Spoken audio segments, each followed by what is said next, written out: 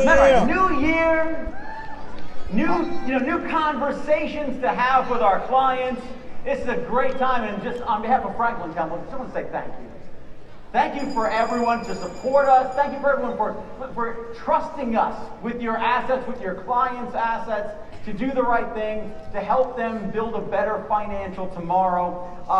My job is simple today, and hopefully, I'm going to do two things. If you need us, that's our numbers on the screen. My number, my internal business partner, Al Dothe. Let us know what you need. Let us know how we can help you engage clients in conversations that add better financial value. That's our job. If you need us, we're also right down the road in St. Pete. You can kind of see us. We're an eyesore building that kind of sticks out like a sore thumb. So just let us know. Stop by. Make yourself at home. Well, we definitely want to meet with a lot of people. In the time that I have, I want to cover hopefully two things. Number one, for those of you that are securities licensed, talk about a product called Franklin's Dynatech Fund, which is more about investing in innovation. And number two, for those of you that aren't securities licensed, if I have the time, tell you why you should get it. You gotta walk before you can run. So maybe a little bit about why we should get securities license, but I'm gonna jump ahead, and really this is our Franklin Dynatech Fund. This is our brochure. Now I sent these brochures to the church. It's somewhere floating in cyberspace in one of these rooms somewhere. So if you see a brochure later on at Robots that says Franklin Templeton, open up. There's such good stuff inside, I guarantee it. But I wanna jump to my favorite page of the brochure, and that's this one. Because investing is everywhere, and it's accelerating. Every year, innovation's happening right before our very eyes. And see, innovation is transferring how we live, changing how we live. Now, there's two forms of innovation. There's creating something new, or there's making something that exists even better. Now, it's a little challenging, but I want to kind of go decade upon decade. And the reason why we have so many decades in this brochure is our fund came out in 1968. So every year, every decade, there's another form of innovation. I love it. In the 1970s, when it shows here, one of my favorite forms of innovation are something called instant photos. Do you remember Polaroid, folks? Now, for the millennials in the room, Polaroid was a company that you actually, took a picture with, not on your phone. But remember those things. Remember before Polaroid came out, how did you get your pictures? You had to drive to a seedy parking lot somewhere, right? Drop this thing of film into this slot, and 30 days later, you got your pictures. Innovation. Polaroid came out. Clunky machine, but you point, you click, and you shook this thing vigorously for 3 minutes. But then you got instant gratification. Just think about that. 30 days, now down to 3 minutes. Innovation. Fast forward to the 80s. No, the 80s were my time. I loved the 80s. Coming home from school, this was me. And see if anyone can relate to this. Me and my boys walking the streets of Kings Park, Long Island after school trying to make a difference.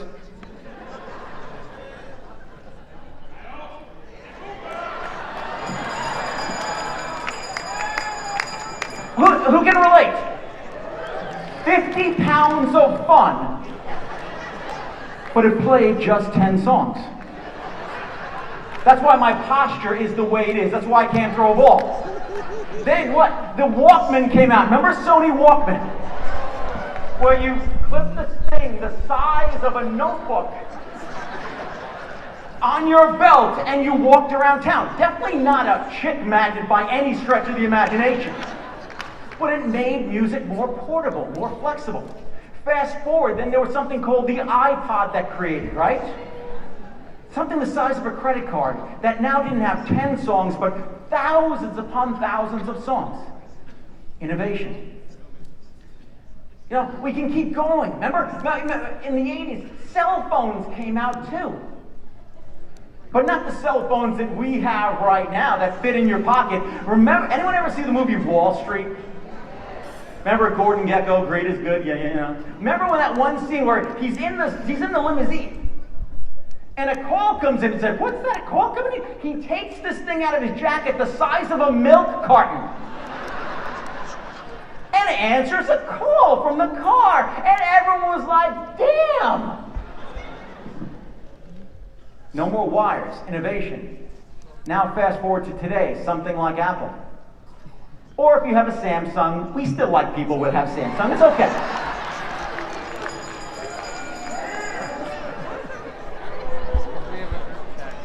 But now something this size that can do anything that you want it to do. Innovation. All right, then remember shopping malls, right?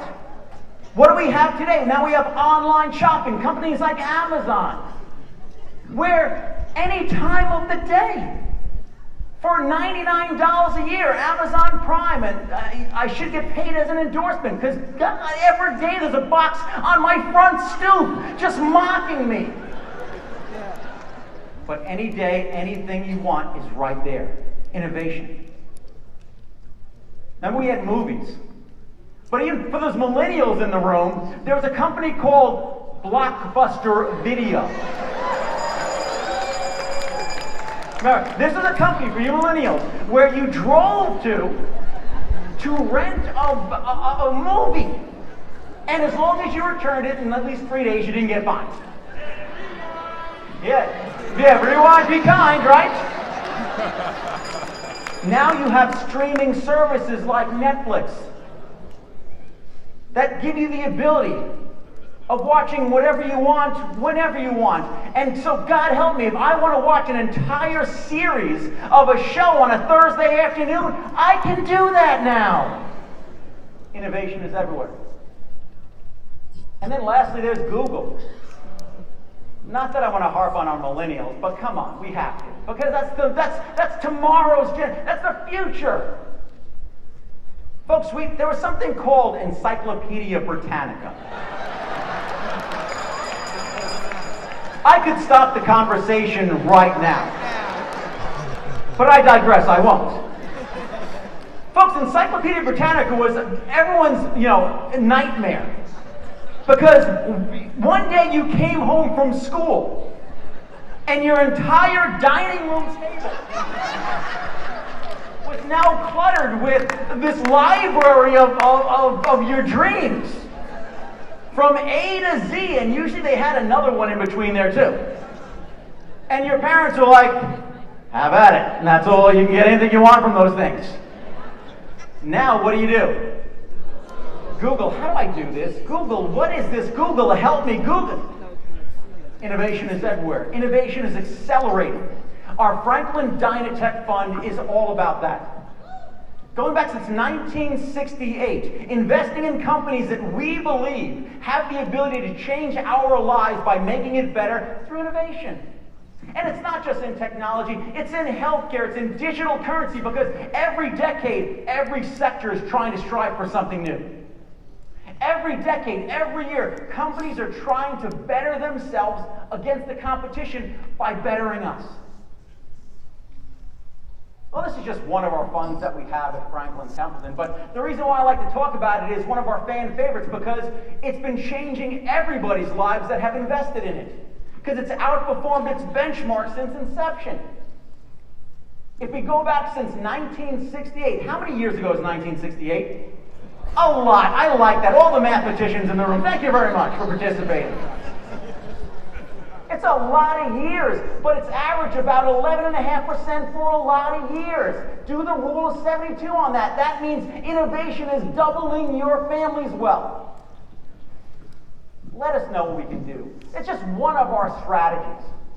And we're here to help. And we actually just did something great too. We just acquired Putnam funds over the holiday season, which means you're going to have more toys, more tools, more resources, more reasons to call your clients and say, how can I help?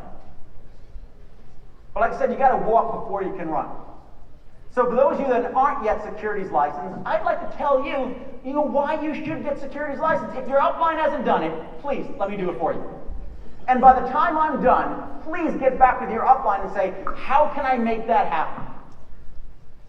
You know, Art Williams built this incredible organization, and I've been blessed to have worked in some capacity servicing Primerica as my client for over 28 years. You know, I left the brokerage side. I was a Smith Barney guy in New York, and I thought that was the world. And then I realized that, you know, it's not about tight collars and cufflinks. It's about retiring with dignity. It's about showing people financial education and how that changes and improves lives. But one thing that Art told us is it's about buy term and invest the difference. And in order to invest the difference, you got to get securities license. So I'm going to leave you my 3 reasons why I get securities license. And I call them the 3 C's. Cost, competition, and compensation. Save the best for last. Let's talk about cost. Who likes to pay a lot to get something? No, because we're Americans. We are the greediest people on God's green earth. If we can get something for nothing, have at it. It almost costs you nothing to get securities license today. You have to get licensed, pass a test, do a sale, and they'll reimburse you the cost. That is amazing. I got licensed in '93. It cost me a couple $1,000s. I wish I had that money to invest instead. Now, the only cost to get securities license is to get your fingerprints done. There's always choice. If you don't want to pay to get your fingerprints done, you can get your fingerprints done another way, folks. Don't recommend it, but you can. It's there for you. Get your fingerprints done. Take the test, pass the test, do what online tells you to do. It's all on POL, and then start your career in getting people securities license and investing their difference. It's easy, easy peasy.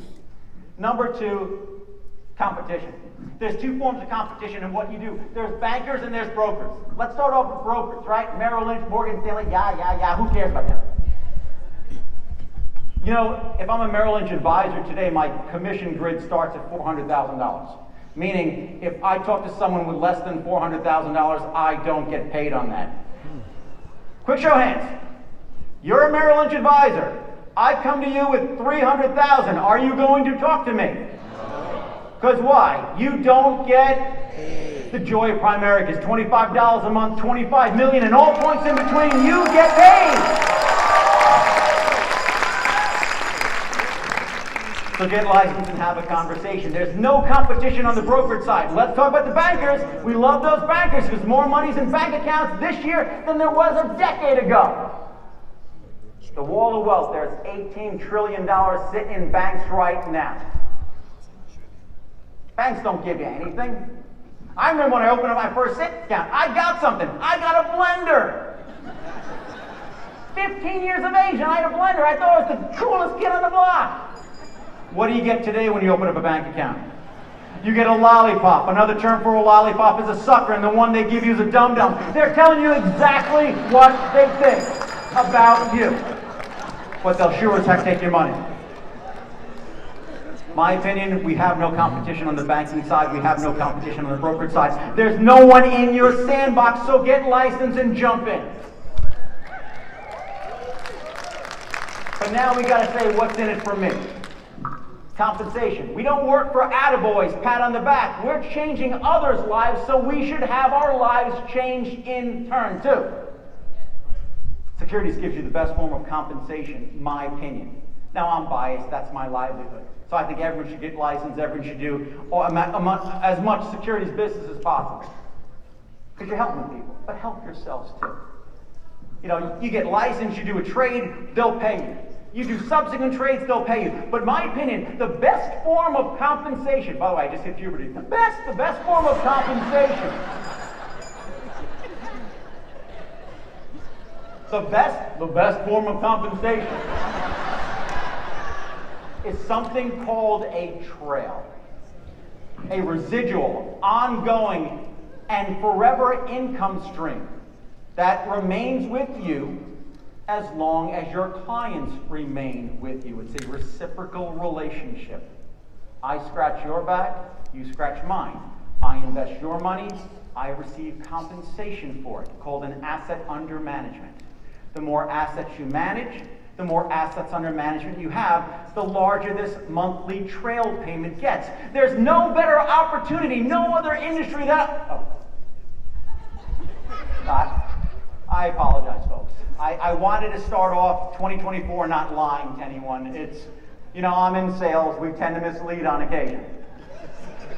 There's actually 3 industries that have the same similar compensation setup as we do in securities with the trail. It is music, it is books, and it is television and movies. I still like invest in the difference better, but let me just, we'll talk about this. Let's talk about music first. Anyone here like music? Going back to that history, I love me some music. I used to be a self-proclaimed metalhead at one point, but my hair was down to here. But if I decide to make an album and it sells, and the more time people download it and buy it and go see my shows, I receive royalties on that. And the more times I keep printing this album over and over again, I receive royalties on that. A royalty is a trail. But unfortunately, the last time I checked, Jeff Egan's not going into the studio to drop any funky beats in the foreseeable future. So that's not going to be happening. So music's off the table. Let's talk about books. I write my novel, my thesis, whatever it is, the more issues, every time it goes to print, I get more royalties. I'm not writing the story of Jeff Egan anytime in the near future, so that's not going to happen. Now, television and movies is something that I am aware of because my uncle is in the business. He's been doing TV and movies for, good Lord, maybe 50 years now. Started out in New York doing off-Broadway, went out to California, and now he's a movie star. And so, he lives this life, and every time he's in a movie, he calls me up and says, I'm going to be in this movie. Like, one of his last movies was something called Wolverine, Logan, Wolverine. And I'm a comic book junkie, so is my son, and our favorite character is Wolverine. And when he told me he was in Logan, my son and I, that's going to be great. And then recently, he called and said, guys, I'm probably going to be doing my best movie I ever did. And I honestly think, because of COVID and everything, I think this single-handedly saved the movie industry. One of his last movies he did was called Top Gun, Maverick. Tom Cruise. It's not my uncle. But James Handy is. And he pops up in the darndest of places, playing different roles, like a bartender or a doctor, this, that, the other. If you are dating yourself, he was on Beverly Hills 90210 and played the mob boss that tried to put the hit on Luke Perry's character, just to date myself a little bit more. But the idea, he's been doing this for a half a century. And every time his show or his movie pops up somewhere, USA, TBS, whatever it is, streaming services, he gets a residual check for stuff he did decades ago. But that's Hollywood, folks. That's Fantasyland. That's make-believe. Investing someone's difference. Helping them retire. That's reality. Helping them put their kids through school. That's something that we see every day. Getting that dream house, whatever it is. Tony talked about the wants. Everybody has wants, but we can't afford them. Guess what? If you give people what they want, they're listening to your music. If you give people what they want, they're reading your book. If you give people what they want, they're watching your show, your commercial, your movie. And every month when that happens, you get paid a residual on it by giving people what they want by investing their difference. Whatever we can do at Franklin Templeton to get you to understand the importance of securities license, give us a call. Whatever we can do at Franklin Templeton to help you understand our solution set, our products and services. We've been doing this now for close to 80 years. We're one of the biggest in the industry, about $1.7 trillion of overall wealth, but just simply for one reason, helping build better outcomes for clients. Well, I have a simple outcome for everyone in here. Get back with the person that invited you here, if you are part-time, or if you're just watching this for the first time, and figure out how you can get to the next step in your career. But I'd like to end in how I started and wish everyone a happy new year. Because we get to wipe the slate clean. We have a do-over button. Whatever you didn't do last year, Let us know if it comes to the investment side, how we can help you hit those goals this year. On behalf of Franklin Templeton, I want to wish you all, once again, Happy New Year, great times. See you later on in 2024.